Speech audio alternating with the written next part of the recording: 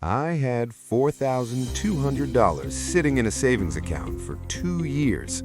I thought I was doing everything right. I wasn't blowing money on takeout. I wasn't buying things I didn't need. I was saving. But here's what nobody told me.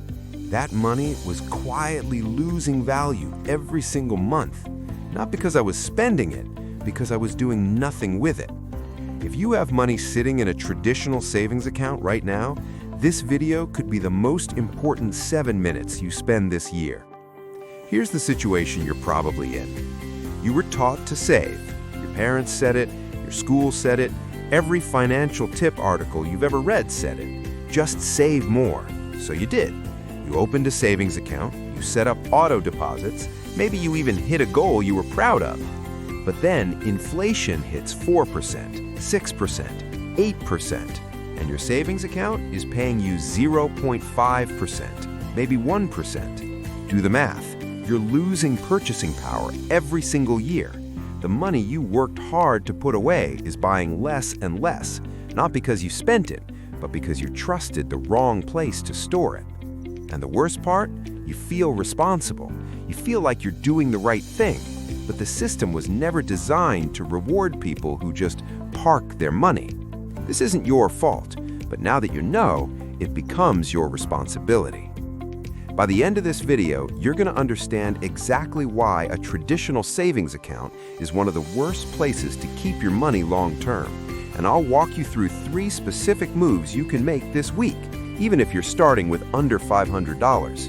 No complicated investing knowledge required, no risk you're not ready for, just smarter places for your money to live. Let's start with the number most people never look at closely, the APY, annual percentage yield. That's the rate your savings account pays you each year. The national average for a traditional savings account right now, around 0.45%. That's less than 0.5%. Meanwhile, the average inflation rate over the last decade has hovered around 2.5 to 3%. And in recent years, it's spiked even higher. So let's say you have $10,000 saved. Your bank gives you $45 this year, but inflation erodes $250 to $300 in purchasing power from that same $10,000. You didn't lose money on paper, but in real terms, you went backwards. When I realized this was happening to my $4,200, I wasn't angry at myself. I was frustrated that no one had framed it this way before. Google your current bank's APY right now. Compare it to the current inflation rate. That gap is what you're losing every year. The first move I made, and the easiest one you can make today, was switching to a high-yield savings account. These are typically offered by online banks. No fancy branches, no free pens at the counter, just significantly better interest rates. We're talking APYs of 4 to 5%, sometimes higher depending on the market. That's 10 times what most traditional banks offer. I moved my emergency fund, about 3 months of expenses, into a high-yield account. The money is still accessible, still FDIC insured, which means it's protected by the government up to $250,000, but now it's actually keeping pace with inflation. This isn't investing, it's not risky, it's just choosing a better jar for your cash. Search high-yield savings accounts and open one this week. It takes about 10 minutes. Your emergency fund should live here, not in a 0.5% account. Now here's where it gets more interesting and where my mindset changed the most. Money that you don't need for the next 3 to 5 years should not be sitting in any savings account. It should be invested. I know that word can feel scary. It felt scary to me. But here's the reframe that changed everything. The S&P 500, a broad index of 500 major U.S. companies, has returned, on average, about 10% per year over the last century. After adjusting for inflation, you're still looking at roughly 7%. Compare that to your 0.45% savings account.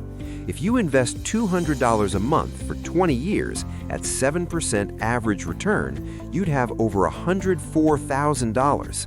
That same $200 a month sitting in a traditional savings account would give you roughly $48,000. That's a $56,000 difference from the same amount of money, just stored differently.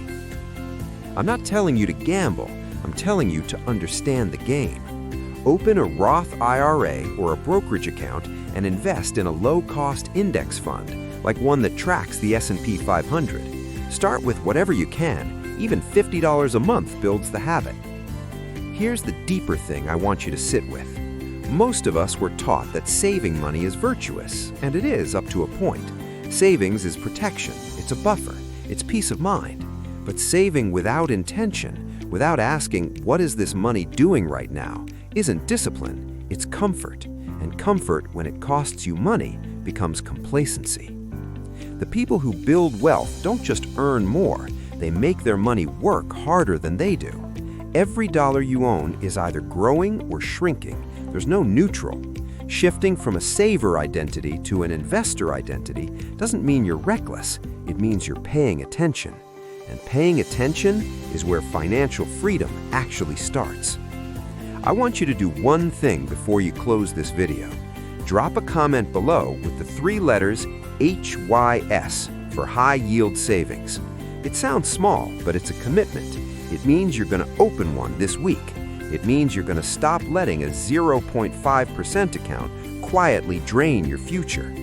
And if you want to see exactly how I went from that $4,200 sitting still to building a real investment habit, even on an irregular income, that video is right here. Your savings account isn't a vault, it's a waiting room. The question is, how long are you willing to wait to start actually building wealth?